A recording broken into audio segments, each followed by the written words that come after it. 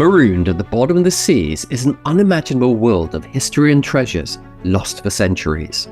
Today, Wreckwatch is on a mission to bring the sunken past back to life, one dive at a time. Wreckwatch magazine, as seen in the world's news and read in 73 countries, boldly goes where no man or woman has gone before to bring you the history of the world from the bottom of the sea. And get ready, the latest issue is now out. It's all about those sea dogs of the golden age of piracy, Henry Avery, Blackbeard and friends, and not as you know them. Patches, parrots, peg legs and walking planks? Forget about it. This is the unknown world of pirates as you've never seen it before. But before we swing overboard onto the pirate's deck, Wreckwatch brings you the coolest Sunken 7 Seas news.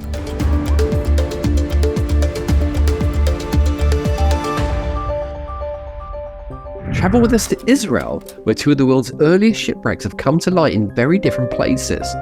90 kilometers off the central coast, prospectors looking to strike it rich in the Katlan gas field came across a late Bronze Age shipwreck at a depth of 1,800 meters. It sank at least as early as the 13th century BC, loaded with Canaanite jars, perhaps holding pistachio resin, heading for Egypt to be turned into incense for a pharaoh's mysterious religious ceremonies. Then in just a couple of meters of water at Neve Yam, right on the shoreline in Israel, Dr. Ehud Galilee has discovered a cargo of copper ingots, tools and stone anchors lost in the 12th century BC.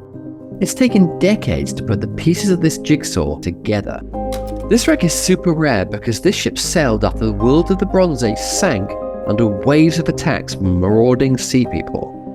Palaces and temples from Mycenae to Israel all came tumbling down in what's been seen as the greatest ever crisis in ancient Mediterranean sea trade that stretched for centuries into the 8th century BC.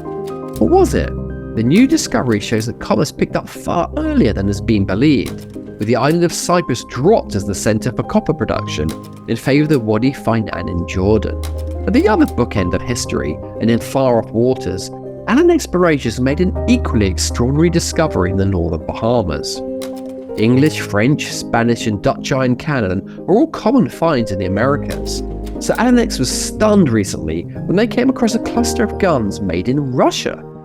In a new report for their Ocean Dispatches series, they've tracked the cannon's origins all the way back to the siege of Sebastopol during the Crimean War.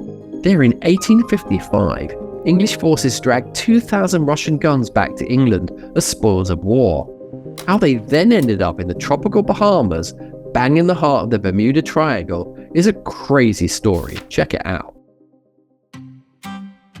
Okay, seaweed fans, it's time for the main course, pirates. Aye. To mark the 300th anniversary of the rude assault of the Pirates of the Caribbean onto the public stage, in Captain Charles Johnson's General History of the Pirates of 1724, this special issue of Wreckwatch magazine asks what we really know about pirates and what's new. So many cherished stories are just that.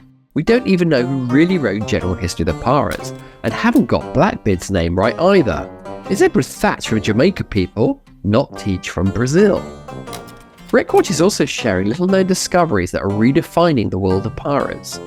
We sail for the Red Sea, where Houthi rebels are today attacking world shipping, but where centuries ago, Henry Avery pulled off the richest heist on the high seas when he plundered the Mughal Emperor's pride and joy, the Gunsway, in 1695.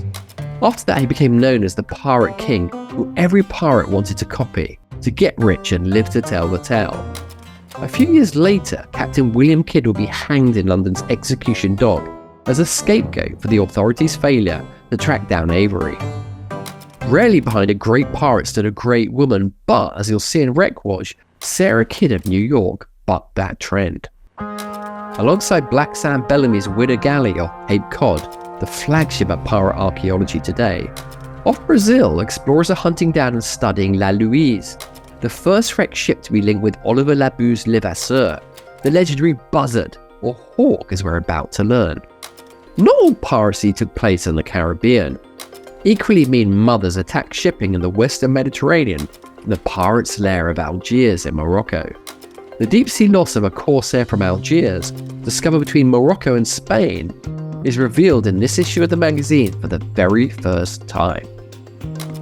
Back in the Caribbean, Allen Exploration's dive team has newly uncovered links that show how the salvage of the Moravia's Spanish galleon between the late 1650s and 1680s inspired the rise of Nassau in New Providence, first as a supply base and then as the infamous Pirates Republic for Blackbeard and gang. Meanwhile, the New Providence Pirates expedition is readying to dive off Nassau in search of wrecks in the very home waters of the Pirates of the Caribbean for the first time ever.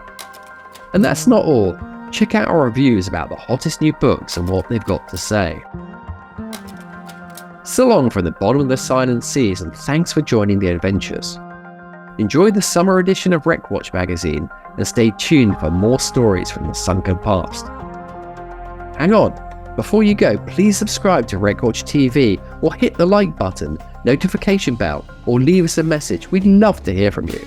It all helps share the wonders of the seas, where deep down we all care.